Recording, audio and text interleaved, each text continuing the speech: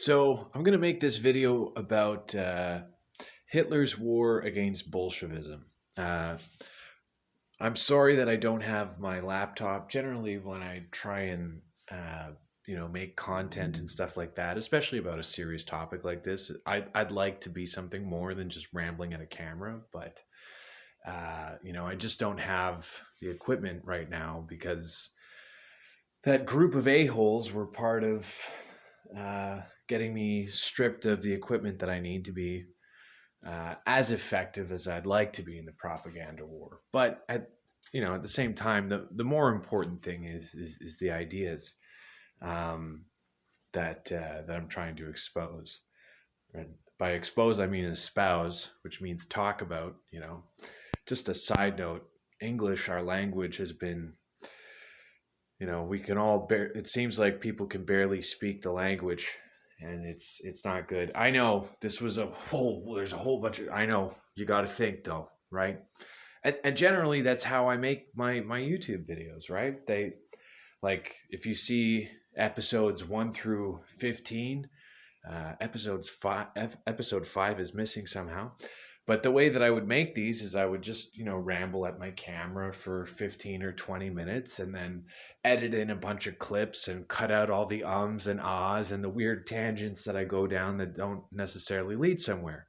And it packs a lot of information into that, into a half-hour thing, which is very informative and entertaining because I feel like that's what I try to do. But I'm going to pass that torch to Natsock Cosby because Cosby has the equipment. And, we're a team. We're a team of people that want our country not to be a communist shithole. And our country is becoming a communist shithole. So, the reason why I made the last video the way I did is to make it clear that the Plaid Army does not own the idea of standing up to communism in this country. And in fact, the way that they carry on like a bunch of barbarians makes them the useful idiots of the communists that they claim to be fighting. So that's a little side note. Anyways, I'm watching on Netflix the greatest events of World War II in color.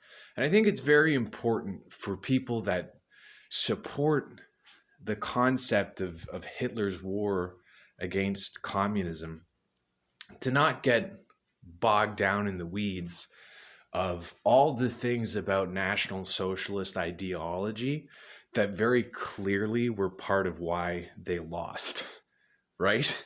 Like that, like let's get some things clear. Hitler was not a good wartime leader. A lot of the ideas of the Third Reich, there's a reason why they lost. And we should maybe learn from those things and not repeat those type of mistakes. Because at the end of the day, what I agree with is trying to build up your nation and make your nation strong. What I agree with is making sure that communism doesn't take over your country. But what I don't agree with is invading France. Okay, so let's back up here. So in this series, I'm on episode 2. Episode 1, Hitler's invasion of France. One thing that I feel like they leave out is, I think there was a fair amount of Bolshevism kind of spreading around in France, right? And that was part of why Hitler decided to go after France, I think. I would want, because we have to be honest that we're getting a lot of propaganda. But anyways, I just finished watching episode 2, and episode 2 was about the failures of the Luftwaffe. And I think we should learn from these failures of the Luftwaffe.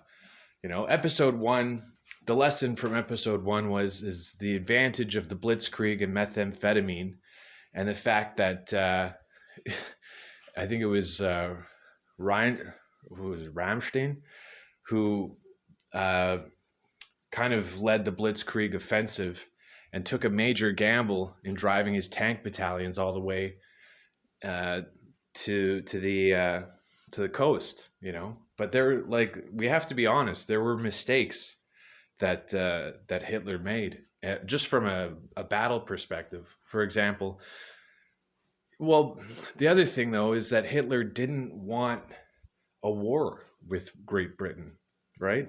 Hitler wanted the German people and the British people to get along. Uh, and he wanted to focus on his real enemy, the Soviet Union. But the British bankers and everything, and the spider's web of British economics, made it so those two worlds were somewhat entangled. And they weren't going to, you know, it wasn't going to be like Chamberlain, where Hitler, you know, maybe would have been able to have a dialogue with Churchill. Churchill wouldn't even talk with Hitler, right? And, you know, I feel like we're far enough in the future away from World War II where, you know, I don't think it's healthy for the discussion and learning from history that we keep on labeling Hitler as the most evil man that ever walked the earth. Because I don't think that, like, Hitler was an artist that loved his country and got into some drugs, and, you know, the drugs maybe clouded his thinking on things, and there was a bunch of weird ideas floating around, Nietzschean ideas that were at odds with what we know now scientifically, like the existence of God, right? Like, that's something that is scientifically provable and is still currently being covered up because of the Western world's continual love affair with Nietzsche. You know, these wars are a disaster, right? And I don't want these disasters to repeat. I don't think anybody wants these disasters to repeat. But the reality is, the goddamn Chinese are going to make it that way because they're a bunch of communists and they're trying to steal our land and subvert our country. So it's like, we have to start preparing for a serious global war with the Chinese. And nobody seems to be wanting to do that. And we're repeating this same mistake of being reluctant. And the big difference is why I think Hitler had to attack the Russians was because the Russian beast was slowly preparing to take him, right? So, like, this is, communism moves much slower, and the advantage that the National Socialists had was blitzkrieg and the desire to go faster and make concise decisions. The disadvantage was that Hitler was not a great manager of people. He didn't know when to fire people. You know, like, Goering should have been fired very early in the thing. And that's why I bring things back to the Plaid Army and these kind of learning experiences, right? Because what does it come down to, right? Sure, there's a big cult of personality around Raging Humanist right now, but the guy's an incompetent leader and a hypocrite, right? Imagine if, like, you know, things were building up better and, like, you know, we were able to take power and Zog was like this Hitler figure that for Canada, and Rage was like going to be the guy, the point person for all the special forces. Oh my God, what a disaster that would be, right? Like, if Raging Humanist was the fucking point person for special forces shit that I needed, you know, that I was going to trust to take out and deal with, you know, things covertly, because that's how to fight, right? Like, I would really like to have some special forces people at the disposal that I can say, you know, okay, that's a target. I need that. And, you know, obviously I'm not naming targets or anything else like that, right? Because I'm not actually an idiot. I'm just like, I'm desperate for people to work with that actually want to achieve the objectives of saving the Western world. And it's very frustrating because so much of our people have been dumbed down to the point where it's very hard for people to know how to work together. And I think one of the fundamental things that people have to accept is that God exists and that God is in charge of our reality. But we also all have free will. So God isn't going to force us to do anything. But at the end of the day, there is an objective observer. And there is a morally correct thing to do and a morally incorrect thing to do. And I think of, the team of leaders that I'm trying to attract are people that understand the morally correct thing to do. And let's just agree that there is a morally correct thing to do, right? If we can agree that there is a morally correct thing to do, then let's focus on trying to achieve that, right? Was the Holocaust morally correct? No, that would be a morally incorrect thing, right? Like, I'm just saying, mass executions and that's a morally incorrect thing to do. That's what the Bolsheviks did. That's why Hitler's war against the Bolsheviks was justified in the first place, because of the mass executions and the morally incorrect things that were being done. But, we can't be foolish and say that, there weren't morally incorrect things that the National Socialists got involved in, because there are. And we have to fix those morally incorrect things. And, the beautiful thing is we're not Germans, right? Our history is not their history. So the idea that we're going to fly a swastika or, that's not how to solve these problems, right? And everybody, I think, in the internet, they're so caught in their various echo chambers. Like, let me put it to you this way. Antifa, their hearts are in the right place, but their minds are gone, right? So, like, everybody, it's like a false synthetic conflict between nationalists and the anti-fascists, right? Because, do we want to live in a totalitarian police state, guys? No, I don't think we do, right? We want to have freedom and liberty, right? So we're just having a failure to communicate, right? That's what the problem is. We're having a failure to communicate with the libtards. And they're very annoying because they're stupid, right? But their hearts are in the right place. And so the morally correct thing to do in our dispute with the anti-fascists is to take the high road, right? And when they go low, we should go high. And fucking, just because that dumb child molesting murderer Hillary Clinton said that doesn't mean that that's not a good thing.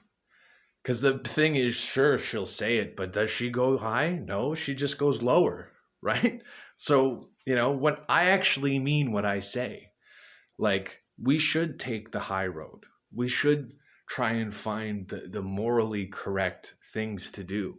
Because in a war against communism, it is of critical importance that we find the morally correct things to do. And one of these things that we ought to be doing is learning from history, right? So what are some mistakes that the Third Reich made? Well, obviously, one of the major mistakes that they made is they were too totalitarian. There was not enough liberty for the individuals. There wasn't enough free thinking going on in the command structure. So there was a lot of illogical things that ended up happening in a dysfunctional way. That's why they lost, because they were trying to build a society without God, right? And that's the thing that I think is beautiful about Canada. Our constitution, which these idiots going around trying to say we don't have a constitution, trust me, we have a constitution. It just doesn't operate the same way as the American one. But our constitution is founded on principles that recognize the supremacy of God, okay? So what that means is there is, like, in my vision where I'm leading Canada to thing, I'm not the only person. Like, I need a bunch of people that can acknowledge that Jesus Christ is the Son of God, and we ought to work together to build the type of society that our grandparents built, right? Because that's not the society that we have right now, right? Our society is faltering, but we can fix it. It just takes teamwork to make the dream work. And, you know, my criticism is that the guys that I was working with as part of the team, the Plaid Army, are not good teammates. They're backstabbers, right? They're blading, I think is the term that military people use, Canadian military people, right? Blading, two-faced, backstabbing bastards. And like the interesting thing is, right? You have these idiots that show up in my comments section, you know, or doing the dislikes on my videos and then trying to argue this, that, like Hong Kong Fooey still shows up around here, or who is the other one, JD Rock or whatever. And they're trying to say that this is like me and Peter Crane and Cosby being jilted lovers that are infatuated, like just a bunch of like calling it like, you know, projection, right? Projecting like a whole bunch of shit on us, right? Like, and I don't know if Jeremy watches these videos. I don't care if he does, but like, think of it like this. I don't watch his content either, right? But like, it's funny that the guy's go-to insult is to call people gays and queers. Meanwhile, he's at a protest in Saskatoon and like somebody disagrees with him, like one of the pro-mask people, right? And the first thing fucking Mackenzie does is check out the dude's ass and starts calling him dumpster ass. Like who, like, you know, like all of your pent up, like, are you a closet case faggot? Right? Is that, I just want to know, is that like something that you guys do in the military? Because I know a lot of fraternities do that, like weird, covert, secretly rape each other shit for dominance. Like, is that what you guys are into? Because it seems like you're a bunch of closet case faggots. I'm, you know, very open about the fact that I've had, sex with a dude, that I had a boyfriend and all that stuff. Not an actual homosexual. It was just a creative way of dealing with getting raped as a child and having a very complicated life, right? I love women. You know, the world that we live in is a very complicated and confusing place. And it's very hard to navigate. But you know what makes it even harder to navigate? Getting fucking drunk 24/7, buds, right? Because like, okay, my folks are really kind, and we spent a lot of time fighting with each other because me and my father don't see eye to eye on some political issues. And that's okay. We don't have to see eye to eye on all these political issues. It's impossible for everybody to see eye to eye on all these political issues. But sometimes to have a political discussion, you have to get a little bit heated because it's the only way to communicate some of these ideas. And so me and my dad were talking about some of this stuff at the dinner table the other night. And my mom was getting like, oh, let's do, because she's not, you know, it becomes uncomfortable. And as a society, we need to become more comfortable with having uncomfortable conversations. And what I want to point out is that Raging Faggot and Derek Rats, right, because he's a rat, right, they're too much of a pussy to have an open debate with the Zog Man about what the hell just happened with the Plaid Army, right? They don't, they just like, no, he's out, right? Ignoring that, you know, I was part of building this community. And, right? So it's like, if the way, like, let me put it to you this way.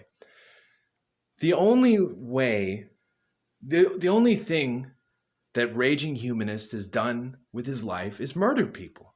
He's never built things, right? Okay, you've built an internet cult of the Plaid Army, right?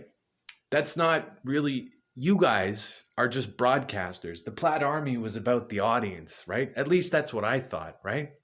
It was about trying to get through to the audience and communicate things. That's why, you know, so whether I'm carrying the banner of the Plaid Army, the People's Party, which I was the founding president of, by the way, or just Zog, right? I'm just carrying my own fucking flag and saying my piece, right? And the big thing is that we have a problem culturally where, and these guys are continuing to reinforce this, that if men have a disagreement, you know, they'll just settle it with their fists. And, you know, we'll just drink and we don't make fun of each other and we'll just not talk about, you know, like that's how they are thinking to deal with things. And it's retarded. It's honestly retarded. And, you know, I think they should grow the fuck up and stop drinking and start taking, you know, the war against communism a little more seriously, right? But they're not going to do that. And I want you guys to notice the complete 180, right? Of like, oh, you know, like watch the Bilo film about medical tyranny and like how they were all mind blown by that.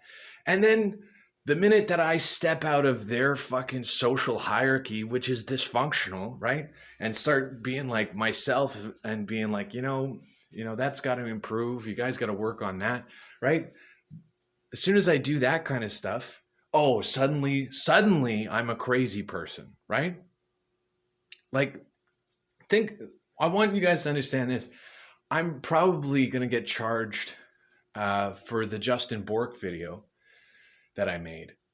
And Rage broadcasted that video on his DLive channel and agreed with it. Is he going to get charged? No, right?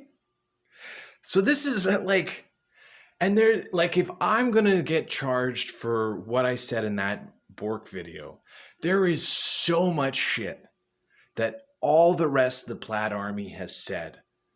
You have to ask yourself, why aren't they getting charged? Is it that they are some sort of tool of the state? I don't know, right? But the fact that they're such a bunch of faggots that they can't even have a debate with the Zog man. And then they're going to try and cast aspersions at my character and try and say that I'm mentally unstable, or that they'll, you know, some troll will come over here like Fooey saying, get back on your meds, bud, right? It's like, fuck off, you Fed, right? Hong Kong Fetty, right? Like, it's just like, it's very clear that psychiatry is a tool of political control in this country. And the egos of these guys in the Plaid Army are so out of whack and so overinflated that they don't want to, like, they're using the tools of the enemy against one of their own guys. Because why? Because I'm giving some constructive criticism and they're literally babies that can't be men and take some direction, right? Like this is what I mean. It's like, there are people that are born to be leaders, and I am one of them. And I demonstrated that I was a very capable, calm, and confident leader throughout all of my experience with the Plaid Army. And, you know, I wasn't a tyrant. I didn't, you know, I wasn't like I'm in charge or anything else, but I proved myself. And then I was denied. Because of what? Because I don't get high enough views on my videos, right? That's what this comes down to in their minds, right? Well, it's stupid.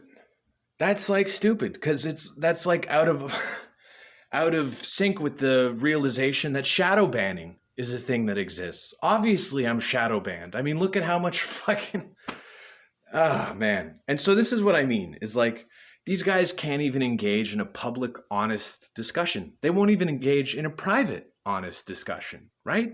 And if you see like the first videos that I made after I got out of the fucking torture facility that is a psychiatric institution in this country, right?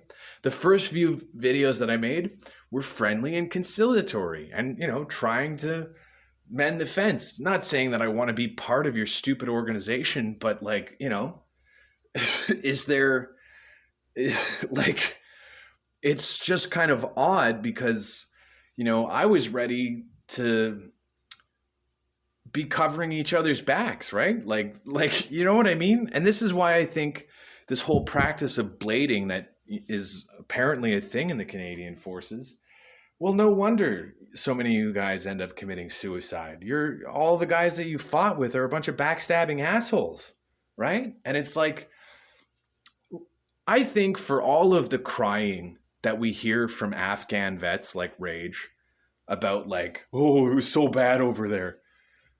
Like, you want to compare like your fucking minor police state action of a war to Dieppe or Passchendaele or Somme or Vimy Ridge or even Korea, like any of the real like wars where lots of people died and it was like absolute carnage?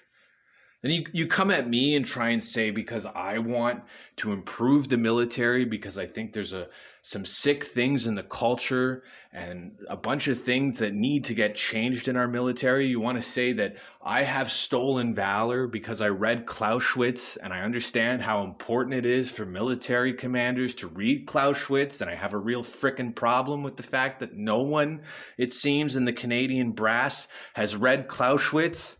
Right? And I get it. Corporal Mackenzie doesn't understand why some book by Clausewitz would fucking matter. Right? And this is the thing. Is like, okay, well, we're going to do whatever we're going to do and we're going to figure our shit out. But the Plaid Army is a real problem and it has to get dealt with.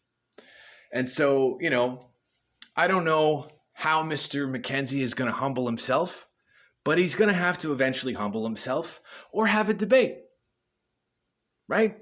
And I don't think, obviously I'm going to have to save up some money to buy a computer to do the debate, or maybe I'll borrow my dad's to do it.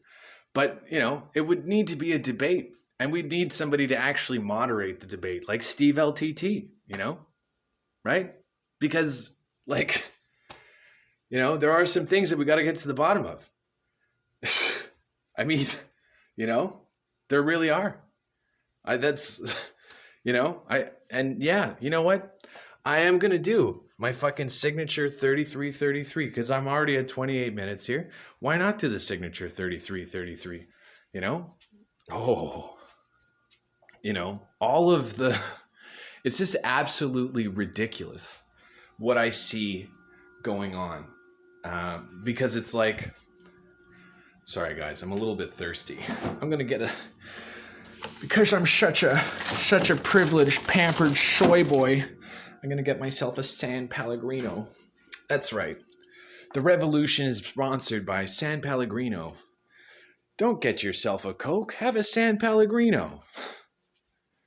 I'm just, the other thing that I want to explain to you guys is like, I make videos and these rant things because I have things that I have to get off my chest, right? I have things that I have to get off my chest because I've been tortured for the last fucking 10 years for my political opinion, right? And like, this is how I get my shit off my chest, right? And you know, is this a crime to get shit off my chest like this? Because it's like, whenever I try to engage people in conversations about these subjects, they're literally too stupid to talk about these things because not too many people are as smart and as well versed on these things, you know, like.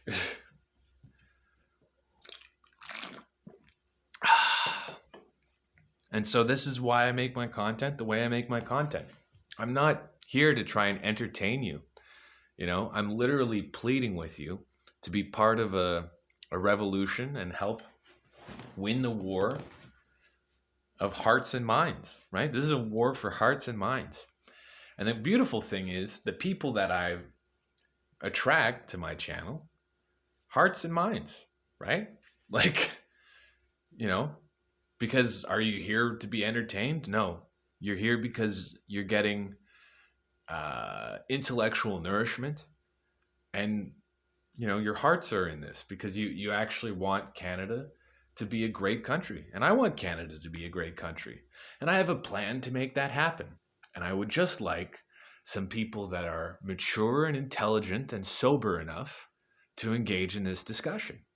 And it would be nice if the RCMP would give me back my laptop and my external hard drive so I can continue making content in my spare time, because I do have a full-time job now, and that's a whole thing. And it's like these guys that like to make fun of me and say I've never worked a day in my life, or that, like, no, I've just been focused on trying to save the damn country, and I'm not a slave to money. Mainly because I, like, one thing that my dad finally admitted is that when we were having our discussion is that he's very well connected in the political sphere arena. And I've always known that.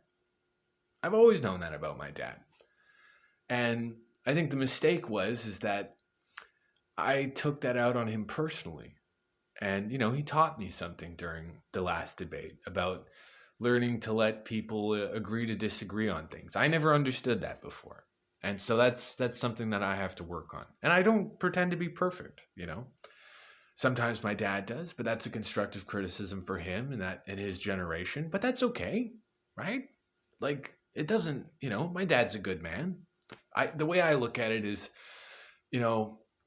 he's been kind of like an errand boy for a bunch of very corrupt, hyper rich people that are destroying the world. And because he did well for himself financially by being their errand boy, he doesn't necessarily see, well, because that's where, his bread is getting buttered. So he doesn't want, to upset the apple cart, like, it's hard to get somebody to understand something if their livelihood is based on not understanding it, right? And so, I get that. But, like, I've never made things up. I've never lied about things. Everything that I'm talking about is true. And I have a much more complicated life than a lot of people out there. But that doesn't mean that I don't know how to work. Just because I grew up as a rich kid doesn't mean I don't work for what I do, that I don't have grit, that I wouldn't throw my life on the line in a combat situation, that I wouldn't take a bullet for this country, right? Like, at the end of the day, life is short. And that's why I try to make my life sweet, right? So you should too. I love you. Ciao.